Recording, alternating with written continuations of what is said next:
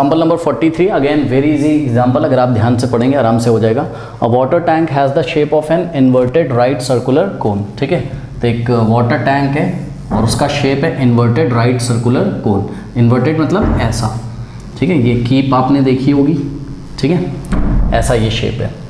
अब क्या कह रहा है, कह रहा है कि ये एक वाटर टैंक है, ओके, कह रहा है कि with its axis vertical and vertex lower most, okay, तो इसकी जो एक्सेस है वो वर्टिकल है, ये देखिए ये इसकी एक्सेस है, ये पॉइंट ओ इसको हमने सपोज बोल दिया, ये वाला पॉइंट, और ये इसकी एक्सेस है, ये वर्टिकल है। वर्टिकल मतलब अगर इधर हॉरिजॉन्टल बनाओगे तो उसमें 90 डिग्री बनाएगा ये, ठीक है। और क्या बोला है, बोला है कि वर्टेक्स लोअर मोस्ट, तो इसका जो वर्टेक्स है, कौन का वर्टेक्स है, सपोज वर्टेक्स को हमने पॉइंट वी से दिखाया है लोअर मोस्ट, ये नीचे की दिशा में है। अब कह रहा है it's semi vertical angle is tan inverse 0.5, तो इसका जो सेमी वर्टिकल एंगल है, मतलब सपोज ये सेमी वर्टिकल एंगल, इसको हमने सपोज थीटा बोल दिया, तो अकॉर्डिंग टू द क्वेश्चन, देखिए अकॉर्डिंग टू द क्वेश्चन जो थीटा दिया हुआ है सेमी वर्टिकल एंगल, वो theta is equals to tan inverse of 0.5 दिया हुआ है, करेक्ट। चलिए आगे बढ़ते हैं। कह रहा है कि water is poured into it at a constant rate of 5 cubic metre per hour. इसका क्या मतलब है, इसका मतलब है आप यूनिट से पहचानिए, cubic metre, 5 cubic metre per hour का क्या मतलब होता है, 5 क्यूबिक मीटर पर आवर का मतलब होता है 5 मीटर क्यूब पर आवर। ये मीटर क्यूब किसकी यूनिट होती है स्टूडेंट्स, ये वॉल्यूम की यूनिट होती है, ठीक है। तो जब इसमें आप पानी डालोगे तो इसका जो कोन का वॉल्यूम है, मतलब पानी वाला वॉल्यूम, वो किस रेट से चेंज हो रहा है, भाई पानी ऐसे भरता जाएगा भरता जाएगा। इमेजिन करो, यहाँ पे मैं आपको बताता हूँ, ठीक है, देखिए जब इसमें पानी जा रहा है कोन में, तो पहले इतना भरेगा, मतलब वॉल्यूम अभी इतना हो गया, ठीक, फिर इतना भरेगा, फिर वॉल्यूम इतना हो गया जो भी आपको दिख रहा है, फिर ये, तो इस तरीके से जो वॉल्यूम है वो समय के हिसाब से क्या हो रहा है, चेंज हो रहा है, ठीक है। मीटर क्यूब पर आर, और ये टाइम की यूनिट है। तो इसका मतलब आपको कहीं ना कहीं rate of change of volume नहीं दिया हुआ है, दिया हुआ है ना, तो इसका मतलब आपको क्या गिवन है, आपको dV/dt दिया हुआ है। कैसे पहचाना मैंने यूनिट से पहचान लिया, क्योंकि 5 मीटर क्यूब पर आर बोल रहा है। पढ़िए, 5 क्यूबिक मीटर मतलब metre cube per are, are किसकी यूनिट होती है, टाइम की यूनिट होती है। तो dV/dt हमको गिवन है, और dV/dt हमको कितना गिवन है, 5 मीटर क्यूब पर आर। इसको मैंने h-1 लिख दिया, आर ऊपर आएगा तो h-1 हो जाएगा, या आप इसको ऐसे लिखना चाहो तो आप इसको ऐसे लिख सकते हो, 5 metre cube per hour, okay, जैसे लिखना वैसे लिख लो। कह रहा है कि find the rate at which the level of the water is rising at the instant when the depth of the water in the tank is 4 metre, okay. तो ध्यान देना आपको, क्या क्वेश्चन पढ़िए, find the rate at which the level of the water is rising, ठीक है। आपको find क्या करना है, आपको निकालना है कि किस रेट से ये वाटर का लेवल इंक्रीज हो रहा है, कब, कब when the depth of the water in the tank is 4 metre, जब डेप्थ कितनी है, 4 मीटर है। तो सपोज 4 मीटर यहाँ कहीं आता है, ये देखिए ये वर्टेक्स V से लेके पॉइंट M तक मान लीजिए 4 मीटर आता है, तो इस टाइम जो rate of change of level of water होगा वो आपसे पूछा गया। मतलब इसकी जो हाइट, भाई ऑब्वियसली जब आप इसमें पानी डाल रहे हो तो इसकी हाइट, वाटर की जो हाइट है वो बढ़ती जा रही, तो आपको कहीं ना कहीं जो इन्होंने पूछा है कि देखिए find the rate at which the level of the water is rising, तो क्या इन्होंने आपको dH/dt नहीं पूछा, ठीक है, ये हाइट किस रेट से इंक्रीज कर रही है, क्या ये नहीं पूछा, ठीक है, तो यही तो पूछा है, ठीक। तो ये सपोज कौन की हाइट है, O से लेके V तक, ठीक है, ये, और एक्चुअल में ये अभी हम इसको वेरिएबल से दिखा देंगे, ठीक है, क्योंकि भाई ये जो H है ये क्या है, ये आपका मतलब फिगर में तो आपकी बुक में देखोगे आप यहाँ से यहाँ तक इसको फिक्स कर दिया है, बट अगर हम इसका rate of change of height का, अगर हम रेट ऑफ चेंज निकालें किसके रेट में, टाइम के रेट में, ठीक है, तो ये वेरिएबल ही कहलाएगा, क्योंकि समय के हिसाब से जो पानी की हाइट है आप उस पर फोकस करो, आप कौन की हाइट तो फिक्स है उसको छोड़ो, पानी की हाइट है वो लगातार चेंज हो रही है, इसलिए हमने बोला क्या कि राइज ऑफ, ये जो भी शब्द का यूज़ किया है इन्होंने, the level of the water is rising at the, इसका मतलब dH/dt आपको फाइंड करना है, और ये dH/dt आपको तब फाइंड करना है जब हाइट कितनी है, जब हाइट है आपकी कितनी, 4 मीटर, मतलब पानी का लेवल जब 4 मीटर हो जाता है तो उस time rate of change of level of water किस हिसाब से हो रहा होता है ये आपको बताना है, ठीक है। चलो बहुत बढ़िया। अब इसको कैसे अप्रोच करें, देखिए सबसे पहले तो हमने वॉल्यूम का फॉर्मूला लिख लिया, ठीक है। तो वॉल्यूम का जो फॉर्मूला होता है वो होता है 1/3 पाई आर स्क्वायर एच, ये होता है, ठीक।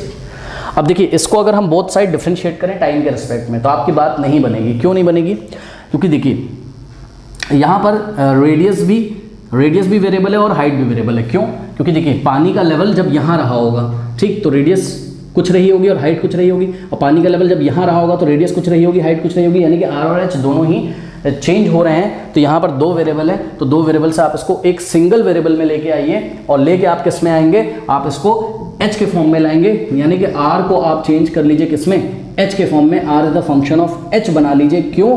क्योंकि आपको कहीं ना कहीं dh/dt निकालना है। जब r को आप h के फॉर्म में ले आएंगे तब बोथ साइड जब आप t के रिस्पेक्ट में डिफरेंशिएट करोगे तब आपको dh/dt मिलने की संभावना होगी। तो अब ये सर्च करिए कि r की वैल्यू h के फॉर्म में हम कैसे लेके आए। तो ये हम कैसे लेके आए, ये हम ला सकते हैं कैसे, ध्यान से चेक करिए स्टूडेंट्स। इस पॉइंट को अगर हमने B बोला तो ट्राइंगल OBV, यहाँ पे ये 90 है, ठीक है, तो ये राइट एंगल ट्राइंगल है। तो इस ट्राइंगल में ध्यान से चेक करिए, इन ट्राइंगल OBV में अगर आप tan थीटा लगा दें, ठीक है, तो tan theta is equal to perpendicular upon base. तो ध्यान चेक करो, ये देखिए ये 90 है, 90 के सामने वाला B से लेके V, ये तो हाइपो हो गया, तो ये परपेंडिकुलर हो गया आपका, और ये क्या हो गया आपका, परपेंडिकुलर हो गया, ये बेस हो गया और ये हाइपो हो गया, ठीक। तो tan theta is equal to perpendicular upon base होता है, ठीक। तो इसका मतलब परपेंडिकुलर ये OB और बेस क्या है, O से लेके V तक, ठीक। तो tan theta is equals to OB क्या है, रेडियस है, ठीक है, और ये भी वेरिएबल है, ध्यान रखिएगा, क्योंकि जैसे जैसे पानी का लेवल चेंज हो रहा है या आर की वैल्यू चेंज हो रही है और एच भी चेंज हो रहा है। OV क्या है, O से लेके V तक हाइट है कोन की, ठीक है। तो OB कितना हो गया, रेडियस, और OV क्या हो गया, हाइट हो गया। अब यहाँ से थीटा की अगर आप वैल्यू निकालोगे तो theta is equals to what, tan inverse of R upon H, correct. Let us say this is equation number 2 and this is equation number 1। अब स्टूडेंट्स ध्यान से चेक करिए, एक तो क्वेश्चन में सेमी वर्टिकल एंगल थीटा दिया है tan inverse 0.5, और एक हमने निकाला theta is equal to tan inverse R upon H। तो दोनों ही सेमी वर्टिकल एंगल है। सेमी वर्टिकल एंगल थोड़ी ना चेंज हो रहा है, फोकस करिए, सेमी वर्टिकल एंगल तो थीटा ही है। चाहे पानी का लेवल यहाँ तक हो आप इतने कोण की बात करो, और चाहे पानी का लेवल यहाँ तक हो आप इतने कोण की बात करो, थीटा तो हर एक कोण के लिए सेम है, चाहे आप पूरे कोण की बात करो, ठीक है। तो थीटा तो सभी कोन्स के लिए सेम है, यानी कि सेमी वर्टिकल एंगल सभी कोन्स के लिए सेम है। तो from equation 1 and 2, from equation 1 and 2, देखिए दोनों के LHS सेम है, थीटा थीटा, तो दोनों के LHS भी सेम होंगे, यानी कि क्या, यानी कि tan inverse 0.5 is equals to क्या हो जाएगा, tan inverse R upon H। अगर आप बोथ साइड कंपेयर कर दो, tan inverse something is equals to tan inverse something होगा, तो tan इनवर्स को छुपा लो, तो ये जो वैल्यूज होंगी ये आपस में क्या होंगी, इक्वल होंगी, ठीक है। आप बोथ साइड tan ले सकते हो, जैसा कि हमने इनवर्स ट्रिग्नोमेट्रिक फंक्शन में पढ़ा है, तो वो सब रफड़ा करने की जरूरत नहीं है। सिंपली 0.5 इज इक्वल्स टू क्या हो जाएगा, R अपॉन H। तो 0.5 is equals to R upon H। अब 0.5 को हम लोग क्या लिख सकते हैं, 1/2 लिख सकते हैं, भाई 1/2 ही तो 0.5 होता है, तो ये हो गया R अपॉन H। अब यहाँ से R की वैल्यू आप निकाल सकते हैं, H इंटू 1 H हो जाएगा, और R इंटू 2 2R, तो R इज इक्वल्स टू क्या हो जाएगा, H अपॉन 2, करेक्ट। इसका मतलब जो रेडियस है वो हाइट की हाफ है। अब यहाँ ले आके इसको पुट कर दीजिए, तो V is equals to 1/3 pi, R की वैल्यू कितनी रखेंगे, H अपॉन 2, यानी कि H अपॉन 2, और R का स्क्वायर है तो H अपॉन 2 का स्क्वायर इंटू H। सॉल्व करते हैं तो V इज इक्वल्स टू 1/3 पाई, ये स्क्वायर H को मिलेगा, 2 को भी H का स्क्वायर हो जाएगा, H स्क्वायर, और H स्क्वायर इंटू H का क्यूब हो जाएगा यहाँ पर, और अपॉन में 2 का स्क्वायर क्या होता है 4, और 4 3 12, यानी कि आगे आपके पास pi upon 12, pi into 1 pi upon 12 H का क्यूब। तो ये तो आगे आपके पास वॉल्यूम, ओके।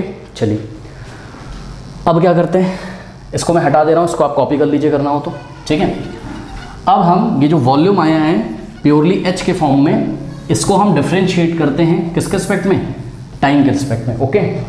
तो इसको कोई इक्वेशन आप नाम दे सकते हो, V इज इक्वल्स टू कितना है हमारे पास, pi upon 12 into H cube, correct.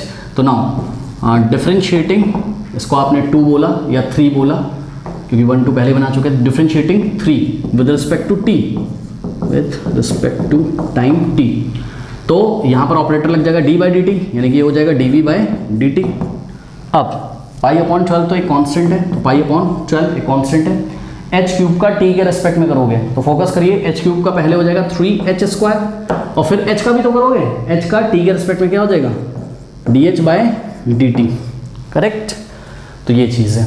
अब ध्यान से देखिए स्टूडेंट्स, क्या कि आपको क्या निकालना था, आपको dh बाई dt तब निकालना था when h is equals to 4 metre. Okay, तो ध्यान दें, देखिए dv बाई dt तो आपको गिवन है क्वेश्चन में, कितना 5। ये हमेशा रहता है, ये तो कांस्टेंट रेट से पानी डाला जा रहा है इसमें। आप ये बिल्कुल मत सोचिए कि जब हाइट 4 मीटर होगी तो अलग dv बाई dt होगा, जब हाइट 6 मीटर होगी तो अलग dv बाई dt होगा। नहीं नहीं नहीं नहीं, जो पानी का वॉल्यूम बढ़ने का स्टाइल है वो तो कांस्टेंट है कि हर एक घंटे में किस हिसाब से पानी आता है, 5 मीटर क्यूब वॉल्यूम के हिसाब से पानी आता है। हर एक घंटे में इसमें कितना पानी गिरेगा, 5 मीटर क्यूब पानी गिरेगा। आप पढ़ भी सकते हैं क्वेश्चन में। देखिए इन्होंने कहीं पे ये देखिए, at the constant rate of 5 cubic metre per hour, मतलब हाइट कुछ भी रही हो, उसकी डेप्थ कुछ भी रही हो कोन में पानी की, ये dv बाई dt चेंज नहीं होता है। इसका मतलब क्या है कि जब हाइट 4 मीटर भी रही होगी तब भी dv बाई dt चेंज नहीं हुआ होगा। तो जब हम इसमें हाइट की वैल्यू कितनी रख देंगे 4, तब भी हम dv बाई dt को कितना लेंगे, 5 ही लेंगे। तो यहाँ पे हमने dv बाई dt को 5 ले लिया, is equals to pi upon 12 into 3 into H की वैल्यू हमको क्या लेनी है 4, तो 4 का स्क्वायर कितना हो जाएगा 16, करेक्ट। और यहाँ से अब ये dh बाई dt आ गया, और इस dh बाई dt को मैं यहाँ पे at h is equals to 4 metre आराम से लिख सकता हूँ कि नहीं लिख सकता हूँ, क्यों, क्योंकि भाई देखो ना, सिंपल, मैंने अभी डायरेक्ट कर दिया। आप यहाँ पे पहले वैल्यू रखते, फिर dh बाई dt निकालते, उधर h को भेजते, फिर बोलते h का वैल्यू 4 रखा, तो मैंने डायरेक्ट कर दिया, ज़्यादा कोई टेंशन नहीं है, ठीक। अब देखिए इसको सॉल्व कर लीजिए बस सिंपली, तो ये हो जाएगा 4 3 ज़ा 12 होता है, 4 4 ज़ा 16 होता है, 3 से 3 आपका कैंसिल हो जाएगा, करेक्ट। और ये हो गया आपके पास 5 is equals to 4 into pi, ठीक है, 4 इंटू पाई, और ये हो गया आपका क्या dh by dt। Okay, now dividing by 4 pi both side, तो बोथ साइड अब हम 4 पाई से डिवाइड लगा देते हैं। तो 4 पाई से हमने राइट में और 4 पाई से हमने लेफ्ट में डिवाइड लगाया, तो ये कैंसिल हो गया, और ये dh by dt at h is equals to 4 metre आप निकाल रहे हैं। तो यहाँ से आप अब क्लियरली देख सकते हैं कि dh by dt is equals to what, 5 upon 4 pi आ गया, ठीक है ना। अब आप आंसर ऐसे भी छोड़ सकते हैं, और अगर आप चाहें तो आप पाई की वैल्यू भी रख सकते हैं। पाई अगर 20, वैसे तो लेने के लिए नहीं बोला गया, बट फिर भी आप ले सकते हो। 5 अपॉन 4 इंटू पाई की वैल्यू हमने रखी 22 अपॉन 7, 7 चला जाएगा ऊपर, तो 7 5 ज़ा 35 अपॉन 4 इंटू 22 88। अब यूनिट कैसे आएगी, देखिए हाइट को आप मीटर में मेजर करेंगे, क्योंकि वॉल्यूम मीटर क्यूब में दिया था, तो हाइट मीटर में और टाइम आर में, ठीक है। तब हम फाइनल आंसर क्या लिखेंगे, the rate of change of water level is 35 upon 88 metre per hour. Okay, कर लीजिए।